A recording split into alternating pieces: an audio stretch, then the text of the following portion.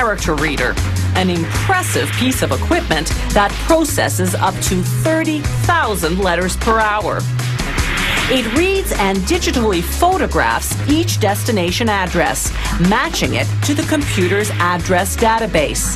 Then it barcode format on the front of the envelope.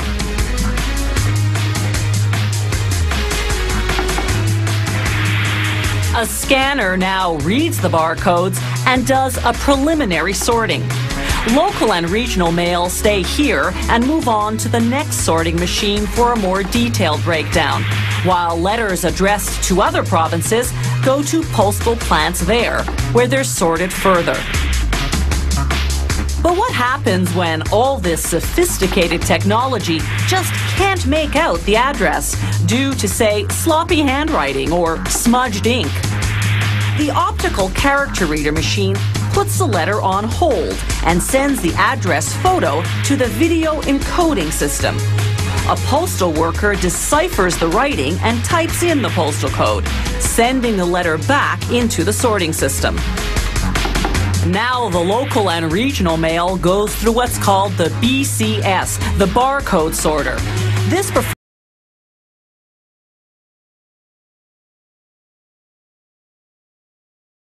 30,000 letters per hour, sending the mail to the corresponding letter carrier's bin. A worker preps the mail for each route, grouping and labeling it by sector. Meanwhile, large envelopes go through what's called the flat sorting machine. It does what 3 machines did for the standard size letters.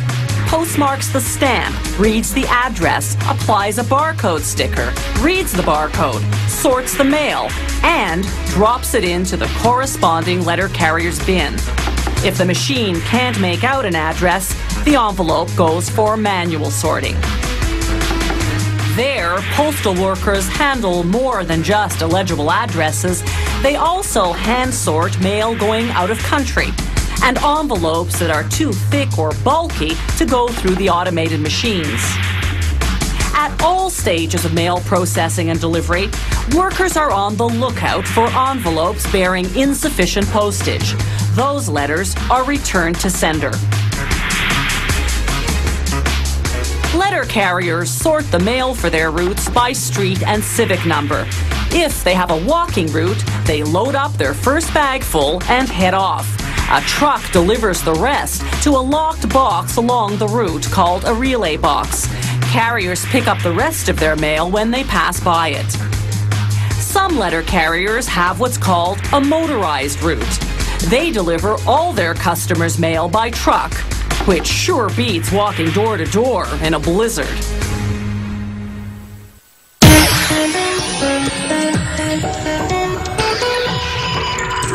Hens don't have to mate to lay eggs, and as long as there's no rooster in the vicinity, those eggs remain unfertilized and edible.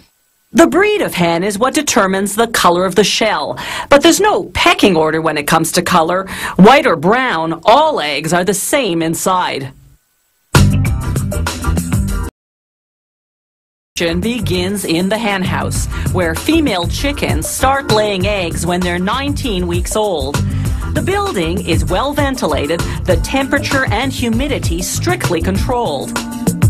To stimulate laying, fluorescent lighting simulates 15 hours of daylight. The hens eat a measured amount of food 3 times a day. Their feed is made up of various grains mixed with soybean for protein. It's fortified with vitamins and minerals and contains calcium to strengthen the eggshells. The hens also drink water from nipple-ended tubes attached to their cages. All these carefully monitored conditions are designed to maximize the yield. The average hen lays about 300 eggs a year. The cage floor is sloped, so the eggs automatically roll.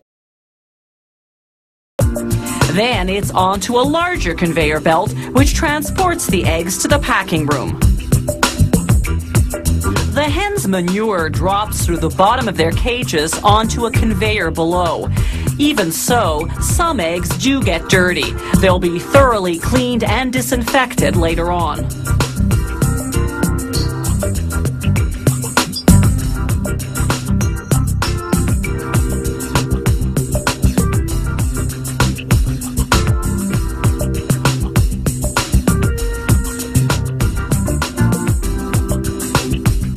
Automated equipment transfers the eggs onto plastic flats. It places them wide end up. The flats go into a cold room until a refrigerated truck ships them to the grading station, whose job is to classify the eggs by quality. The best, grade A, end up on supermarket shelves. Lesser grades go to processing plants to be turned into ingredients used in foods, pharmaceuticals, and products such as shampoos. This automated station is high-tech and high-speed, processing 144,000 eggs per hour. First, a suction machine lifts the eggs off the flats and transfers them onto a moving track leading.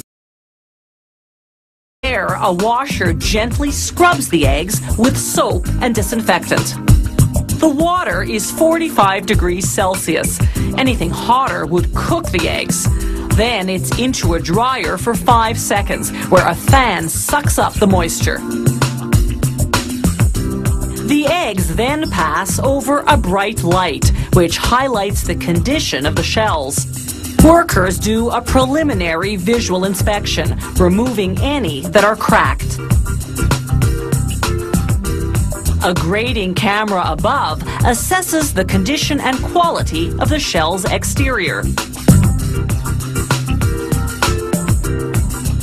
Further down the line, other cameras will inspect the interior for blood.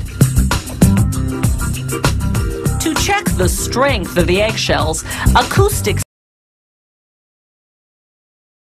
shells by the different sound of the tap. The inspection machines mark and reject any egg that doesn't make the grade. Grade A, that is. The approved eggs move on to electronic scales